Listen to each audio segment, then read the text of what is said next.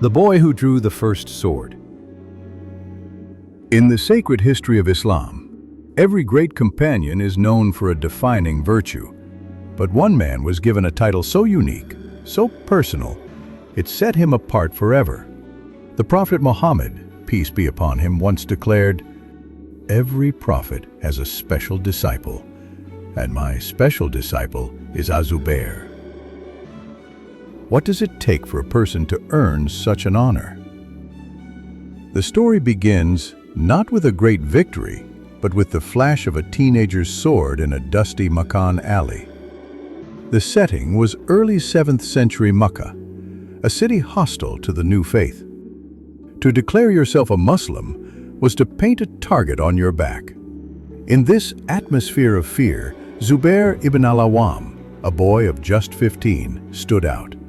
He was of noble birth, the nephew of the Prophet's wife Khadijah, and the son of the Prophet's, peace be upon him, own aunt. This proximity meant he was among the first half-dozen people on earth to accept Islam. His high status, however, offered no protection from his own family.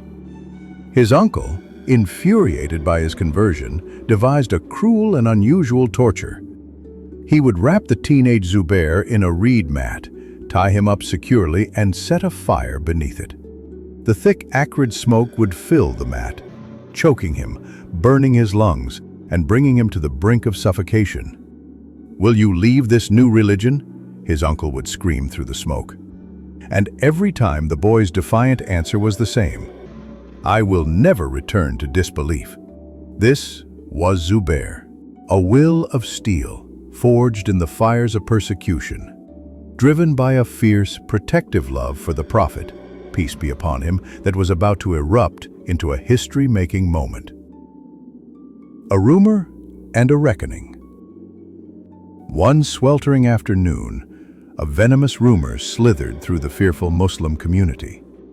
The Prophet Muhammad, peace be upon him, had been captured and killed by his enemies. For the small band of believers, this was not just news, it was a cataclysm. It felt like the sun had been extinguished from the sky. The companions were paralyzed by grief and fear. What should they do? Where could they go?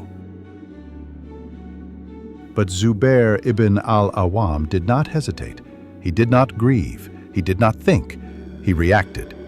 A raw, primal fury exploded in his chest. He did not care if the rumor was true. He did not care about the odds. The mere possibility of a world without his beloved leader was an insult that could only be answered with steel. He ran to his home, grabbed his sword, and in a single furious motion unsheathed it. That rasp of metal was a historic sound.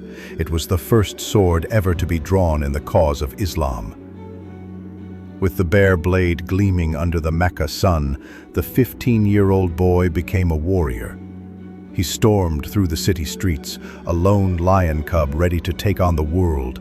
His face was a mask of determination, his eyes scanning every face, hunting for the chieftains of the Quraysh tribe. He would avenge the Prophet, peace be upon him, or die trying. There was no other path. The sight of this well-known nobleman's son marching through the city with a drawn sword was shocking. People scrambled out of his way, pointing and whispering. He pushed his way to the upper quarters of Makkah, his knuckles white on his sword's hilt, when he suddenly froze. Walking towards him, calm, unharmed, and very much alive, was the Prophet Muhammad, peace be upon him, himself. The Prophet, peace be upon him, stopped, a look of gentle surprise on his face. He saw his young cousin, breathless and emotional, clutching a sword. "What is wrong, Zubair?" Overwhelmed with a dizzying wave of relief, Zubair could barely find his voice, stammering, "O messenger of God, I heard you had been taken, and I came out to fight them with my sword." The Prophet, peace be upon him, looked at the boy, then at the sword, and he did not see an aggressive youth who had broken the command of patience. He saw a heart overflowing with pure, protective loyalty. A proud, appreciative smile spread across his face. He did not scold Zubair.